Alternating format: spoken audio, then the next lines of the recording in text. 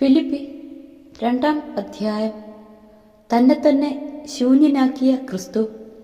ആകയാൽ ക്രിസ്തുവിൽ എന്തെങ്കിലും ആശ്വാസമോ സ്നേഹത്തിൽ നിന്നുള്ള സ്വാന്തനമോ ആത്മാവിലുള്ള കൂട്ടായ്മയോ എന്തെങ്കിലും കാരുണ്യമോ അനുകമ്പയോ ഉണ്ടെങ്കിൽ നിങ്ങൾ ഒരേ കാര്യങ്ങൾ ചിന്തിച്ചുകൊണ്ട് ഒരേ സ്നേഹത്തിൽ വർത്തിച്ച് ഒരേ ആത്മാവും ഒരേ അഭിപ്രായവും ഉള്ളവരായി എൻ്റെ സന്തോഷം പൂർണ്ണമാക്കുവിൻ.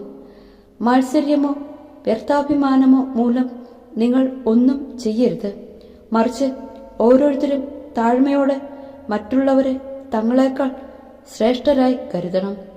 ഓരോരുത്തരും സ്വന്തം താല്പര്യം മാത്രം നോക്കിയാൽ പോരാ, മറിച്ച് മറ്റുള്ളവരുടെ താല്പര്യവും പരിഗണിക്കണം. യേശുക്രിസ്തുവിനുണ്ടായിരുന്ന ഈ മനോഭാവം നിങ്ങളിലും ഉണ്ടാകട്ടെ. ദൈവത്തിൻ്റെ രൂപത്തിലായിരുന്നെങ്കിലും അവൻ ദൈവവുമായുള്ള സമാനത നിലനിർത്തേണ്ട ഒരു കാര്യമായി പരിഗണിച്ചില്ല. തന്നെ ശൂന്യനാക്കിക്കൊണ്ട് ദാസന്റെ രൂപം സ്വീകരിച്ച് മനുഷ്യരുടെ സാദൃശ്യത്തിൽ ആയിത്തീർന്ന് ആകൃതിയിൽ മനുഷ്യനെപ്പോലെ കാണപ്പെട്ടു. മരണം വരെ, അതേ കുരിശുമരണം വരെ അനുസരണമുള്ളവനായി തന്നെ താഴ്ത്തി. ആകയാൽ ദൈവം അവനെ അത്യധികം ഉയർത്തി, എല്ലാ നാമങ്ങൾക്കും ഉപരിയായ നാമം നൽകുകയും ചെയ്തു.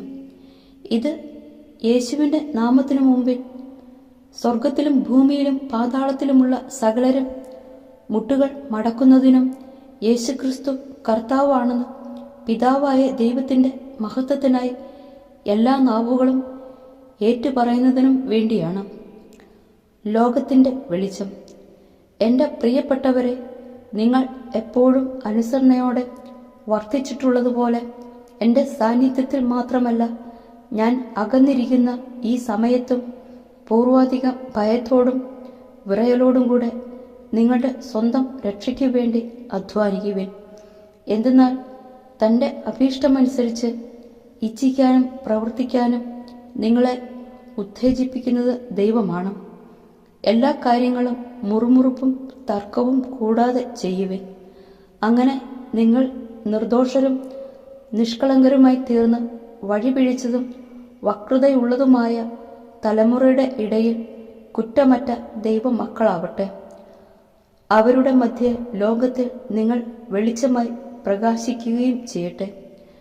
നിങ്ങൾ ജീവന്റെ വചനത്തെ മുറുകെ പിടിക്കുവിൻ.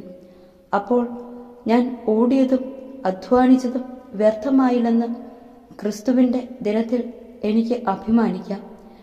നിങ്ങളുടെ ബലിയുടെയും വിശ്വാസത്തിൽ നിന്നുള്ള ശുശ്രൂഷയുടെയും മേൽ ഒരു നൈവേദ്യമായി എൻ്റെ ജീവൻ ചൊരിയേണ്ടി വന്നാൽ തന്നെയും ഞാൻ അതിൽ സന്തോഷിക്കുകയും നിങ്ങളെല്ലാവരോടും കൂടെ ആനന്ദിക്കുകയും ചെയ്യും. ഇപ്രകാരം തന്നെ നിങ്ങളും എന്നോടുകൂടെ സന്തോഷിക്കുകയും എൻ്റെ ആനന്ദത്തിൽ. തിമോത്തേയോസ്. നിങ്ങളുടെ വിവരങ്ങൾ അറിഞ്ഞ് എനിക്ക് സന്തോഷിക്കാൻ വേണ്ടി തിമോത്തേയോസിനെ ഉടനെ നിങ്ങളുടെ അടുത്തേക്ക് അയക്കാമെന്ന് കർത്താവായ യേശുവിൽ ഞാൻ പ്രത്യാശിക്കുന്നു. അവനെപ്പോലെ നിങ്ങളുടെ കാര്യത്തിൽ ആത്മാർത്ഥമായി താല്പര്യമുള്ള വേറൊരാൾ എനിക്കില്ല. എല്ലാവരും അന്വേഷിക്കുന്നതും സ്വന്തം കാര്യമാണ്, യേശുക്രിസ്തുവിൻ്റെ കാര്യമല്ല. എന്നാൽ തിമോത്തേയോസിൻ്റെ സ്വഭാവഗുണം നിങ്ങൾക്കറിയാമല്ലോ. പുത്രൻ പിതാവിനോടൊത്ത് എന്നതുപോലെ അവൻ എന്നോടൊത്ത് സുവിശേഷത്തിന് ശുശ്രൂഷ ചെയ്തു. എൻ്റെ കാര്യം എങ്ങനെയാകുമെന്ന് അറിഞ്ഞാലുടനെ അവനെ അയക്കാമെന്ന് പ്രതീക്ഷിക്കുന്നു. എനിക്ക് വേഗം വരാൻ സാധിക്കുമെന്ന് കർത്താവിൽ ഞാൻ പ്രത്യാശിക്കുന്നു. എപ്പഫ്രോദിത്തോസ്. എൻ്റെ സഹോദരനും സഹപ്രവർത്തകനും സഹയോദ്ധാവും നിങ്ങളുടെ അപസ്തോലനും എൻ്റെ ആവശ്യങ്ങളിൽ ശുശ്രൂഷകനുമായ എപ്പഫ്രോദിത്തോസിനെ നിങ്ങളുടെ അടുത്തേക്ക് അയക്കേണ്ടതാണെന്ന് ഞാൻ കരുതുന്നു. നിങ്ങളെ എല്ലാവരെയും കാണാൻ അവൻ അതീവ തൽപരനാണ്. കൂടാതെ താൻ രോഗിയാണെന്ന് നിങ്ങൾ കേട്ടതിൽ അവൻ വളരെ അസ്വസ്ഥനായിരിക്കുകയാണ്.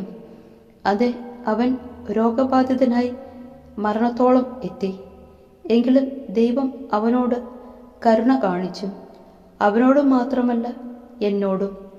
എനിക്ക് ദുഃഖത്തിന്മേൽ ദുഃഖം ഉണ്ടാകാതിരിക്കാൻ വേണ്ടി അവനെ നിങ്ങൾ വീണ്ടും കണ്ട് സന്തോഷിക്കാനും അങ്ങനെ എൻ്റെ ദുഃഖം കുറയാനും വേണ്ടി അവനെ അയക്കാൻ ഞാൻ അതീവ തൽപരനാണ്. അതുകൊണ്ട് പൂർണ്ണ സന്തോഷത്തോടെ നിങ്ങൾ കർത്താവിൽ അവനെ സ്വീകരിക്കുവിൻ. അവനെപ്പോലെയുള്ളവരെ നിങ്ങൾ ബഹുമാനിക്കണം. കാരണം ക്രിസ്തുവിനു വേണ്ടിയുള്ള ശുശ്രൂഷയിൽ അവൻ മരണത്തിൻ്റെ വക്കുവരെ എത്തി. എനിക്ക് വേണ്ടിയുള്ള നിങ്ങളുടെ ശുശ്രൂഷയുടെ കുറവ് പരിഹരിക്കാൻ സ്വന്തം ജീവൻ തന്നെ അവൻ അപകടത്തിലാക്കി.